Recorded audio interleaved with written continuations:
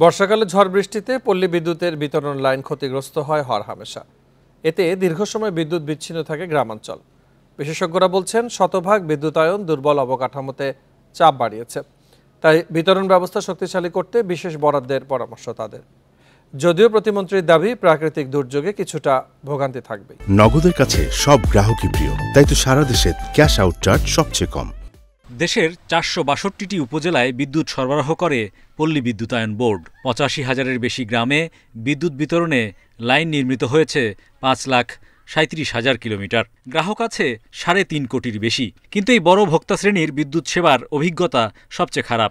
উৎপাদন ঘাটতিতে তারাই লোডশেডিংয়ের কবলে পড়ে বেশি, আবার বর্ষাকালে হালকা ঝড় বৃষ্টি কিংবা বন্যায় বিচ্ছিন্ন হয় বিদ্যুৎ সংযোগ।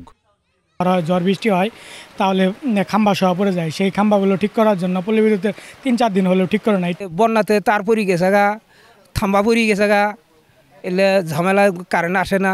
তার ছিঁড়ে গেলে, ডালপালা পড়লে, ট্রান্সমিটার বাস্ট হলে আমরা যদি অভিযোগ দিই, এটার জন্য আমাদেরকে অনেক ভোগান্তির মধ্যে ফেলায়।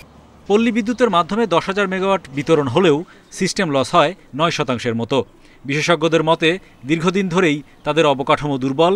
দ্রুত ত্রুটি শনাক্তে প্রযুক্তির ব্যবহার, টেকসই পুল স্থাপন ও লাইন সংস্কারে বাজেটে প্রয়োজনীয় বরাদ্দ রাখার পরামর্শ তাদের।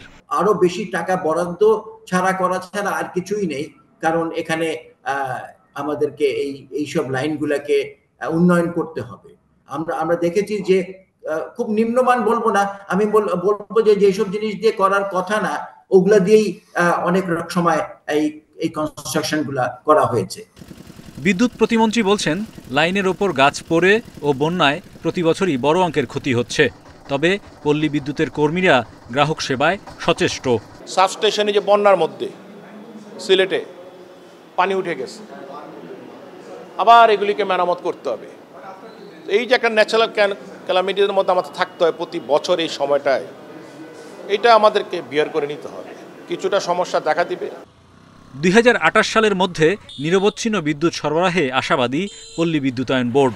সংস্থাটি জানায়, বিতরণ লাইন আধুনিকায়নে চলছে একাধিক প্রকল্প। Hari Saha, independent news, Dhaka.